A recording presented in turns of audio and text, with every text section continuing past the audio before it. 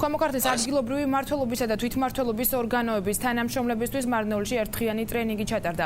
ტრენინგი ორგანიზაცია ახალგაზრდა ადვოკატების ორგანიზებითა და მხარდაჭერით და ევროპულ და ევროატლანტიკურ სტრუქტურებში ინტეგრაციის საკითხებში სახელმწიფო მინისტრის აპარატის ინიციატივით განხორციელდა.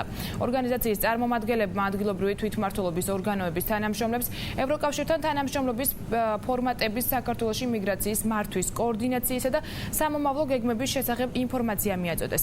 ახალგაზრდა ადვოკატების ხელმძღვანელმა არჩილ კაიკაციშვილმა ევროინტეგრაციის მიმართულებით არასამთავრობო ორგანიზაციების როლი მიმოიხილა და ამ მიმართულებით არსებულ სირთულეებზე გააკეთა აქცენტი. არასამთავრობო ორგანიზაცია ახალგაზრდა ადვოკატების ორგანიზებით და მხარდაჭერით მარნეულის მუნიციპალიტეტში ტარდება შეხვედრა, რომელიც ეთმობა მიგრაციის საკითხებს.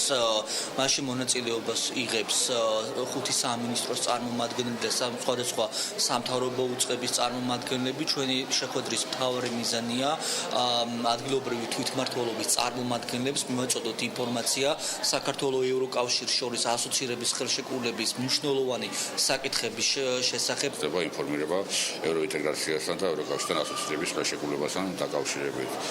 გამომდინარე იქიდან ჩვენი რაიონი არის აგრარული რაიონი, ძირითადად ხაზი ესმევა სოფლის მეურნეობის პროდუქციის მოყვარას ევრობაზარზე და იმ მიზეზებზე საშუალებებს თუ როგორ შეიძლება ეს განხორციელდეს. მოყვანილი იქნა კონკრეტული მაგალითები, იმ კუთხით თუ უკვე ქართული პროდუქცია რამდენად ხდება ევრობაზარზე და ძალიან